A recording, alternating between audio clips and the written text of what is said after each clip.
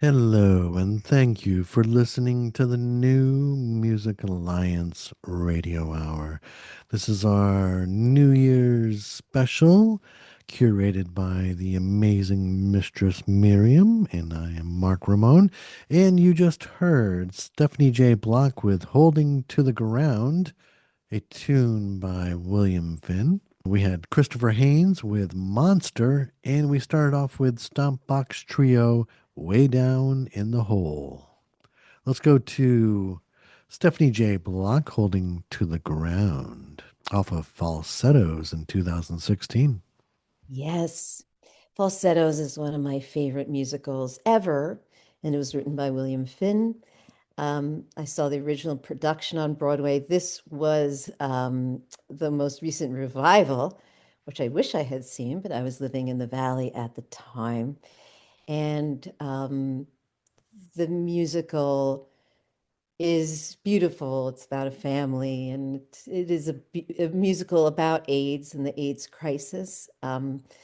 But William Finn, who split his time between New York City and Pittsfield, Massachusetts, where he ran a musical theater lab, and his plays were produced out in the Berkshires. And I wish I wish I was here when that was happening, but I wasn't because I would have been there all the time. Uh, he wrote this musical, and it, it was so funny and beautiful and insightful, and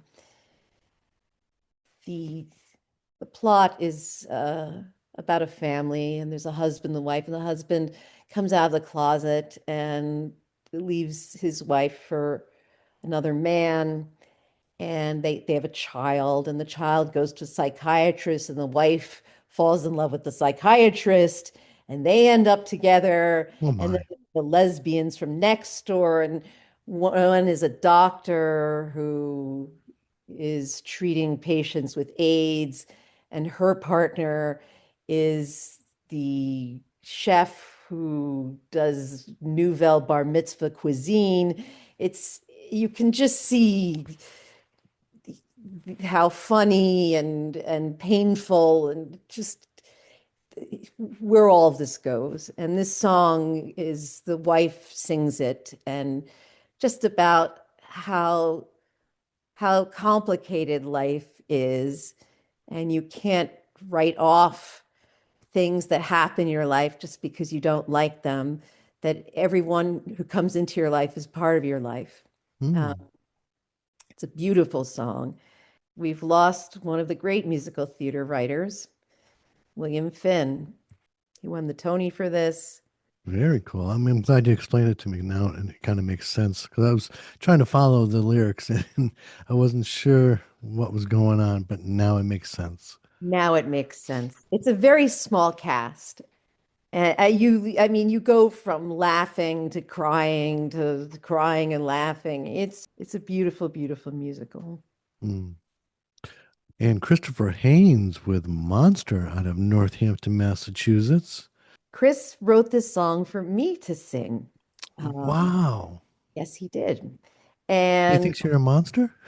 now he during the pandemic, he called me and he said, "Step outside of your house. I'm riding my bike."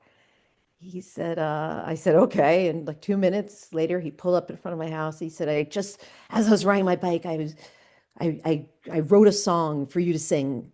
And of course, Chris is a fantastic songwriter. And Chris was the head of the music department at Springfield College and professor emeritus. And Chris taught music here in Northampton. Chris played accordion. He made I mean, the accordion is being played on this. It certainly does not sound like someone playing accordion in an Italian restaurant. I always said about Chris. He made this thing sound like a bird flying through the sky, the way he played the accordion. He played the accordion for the Young at Heart Chorus. He just was a local star. Everybody knew Chris, but he said, I just wrote this song for you to sing. It's called Monsters. And I said, oh my God, what do you think of me? But it's a remarkable song. It's an amazing song. He was writing this as he was riding his bike, passing by your house. What songwriters do. Wow, it's And I love it. And this is who should really cover this song? Tom Waits. yes, this would be a great song for Tom Waits. Chris did end up recording the song. Obviously, I'm playing his recording, which is absolutely gorgeous.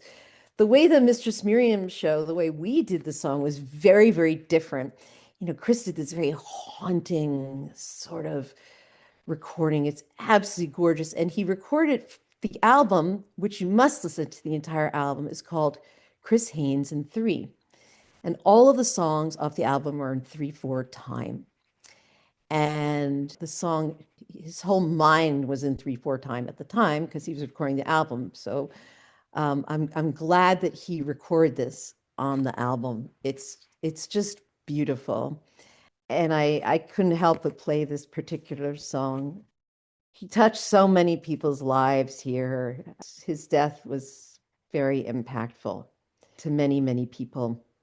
And of course, his daughter, Norma Jean Haynes, is a star in her own right. Oh, yes. Yes. Yes, she's the first time I heard her sing was in his living room, and my jaw hit the floor. I thought she was just remarkable. And I think she just had her CD release, her album release concert at Bombix. She's playing everywhere and she's so talented. So go hear her. She's played also, has she didn't she play at an event for New Music She Alliance? was at one of the open stage showcases. Yeah. You saw her? Yes. Yeah. What She's she does, so cool. she's so cool. She's so remarkable. She's so unique. She plays the banjo. Her voice is astounding. And he produced a number of her early recordings. They were very close. Chris was a great loss for everybody. Hmm. And it was only last week that we got the very sad news that Yeah. Evelyn Harris died. And Evelyn Harris was internationally known singer. She was in Sweet Honey in the Rock. Yes. Oh, love that group. Amazing a cappella group. I think they were Grammy award winning group. She came to this area. She lived in East Hampton, Massachusetts. She taught music here in Northampton, and she performed in many ways in the Valley, but one of my favorites is she played with the StompBoxTrio, which was Evelyn singing and John Caban on the guitar and Paul Kahansky on the bass. And anyone who has ever seen Evelyn or heard Evelyn sing can attest to the fact that this woman was extraordinary. Yes. I saw them at the Green River Festival a couple of years ago, and they even did an intimate performance in the VIP building for a while. And I was just blown away. I felt like I was down on Frenchman Street in New Orleans. She's got that glow about her, and she is amazing. And we were so fortunate to have had some time with Evelyn while she was here. And John Caban wails on that stomp box on this song, and Paul Kohansky just brings that upright bass to life. This is an incredible song. I could play it over and over and over. These are three of the best musicians around. Mm, I have to say, there are singers who just get inside a song and the way she interprets a song, but yes, she's an incredible performer. She's an incredible singer. She has a light and a life inside of her that is captivating. And I've seen her many, many times. I've either gone to see the show or I've been, she's performed in shows that I've been in. And, I was there and I just, I've been backstage and seen her from that point of view. I've been in the audience and seen it. She's just captivating, Mm. captivating talent. She joined the Young at Heart chorus. She sang with them, which I think is really cool thing to do. Brilliant, brilliant musician, a brilliant singer, and somebody who just brought joy to every audience she ever performed in front of. And this was a cover, Way Down in the Hole was a Tom Waits classic, That's right. and that bluesy track. But yeah, her vocals and the whole arrangement is just, this is completely different and beautiful. And once again, she takes a song and she makes it her own as if it Mm. was written for her. That's the kind of singer she is. That's the kind of singer that I love. She is a once in a lifetime talent. All three of these people are, these are just such great losses. And I feel lucky that all three of them I have touched my life personally, and we say goodbye to them. But we can continue to listen to their music. It lives on. Exactly. Exactly. Well, thank you, Miriam. This is an amazing playlist, and thank you especially for doing that tribute, the memoriam at the end there. Oh, Mark, thank you for spending your time with me this year and every year before and to the years to come. We have a lot of shows to do in 2026, Oh boy. all of them. And we have, I know we have a lot of ideas that we've, been throwing around, and I hope we get to do them. Yeah. Audience, we have some fun things coming up this May year. this be the year we go to New Orleans. Oh my God, I know. We're gonna figure out some way to connect being in New Orleans to doing this show. Believe me, we'll figure it out. Well, thank you for visiting with us, and we hope you enjoyed some great original music from Western New England artists. I'm Mark Ramone here this week with Mistress Miriam.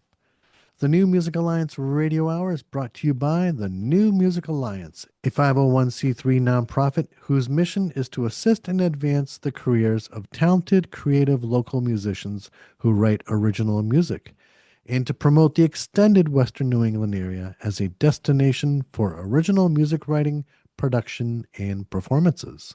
If you like what we're doing here on the show, tell your friends about it and like the New Music Alliance and the Radio Hour on our Facebook pages. And don't forget to check out our website, newmusicalliance.org, where you'll find the extraordinary Essential Western New England Songbook, a listenable anthology of many of the best songs ever written by artists from Western New England. And while you're there, if you support the New Music Alliance's mission, and I know you do, we'd appreciate you making a donation or becoming a member or a sponsor. If you're a local Western New England musician who'd like to have your original music considered to be on our show, send links to your songs to newmusicalliance@gmail.com. And join us next week for more great tunes from Western New England artists. And until next week, please stay safe and keep on listening. To original, local music. Music, music. Yeah. Let's have Charles and Khalif Neville take us out today with African Eyes.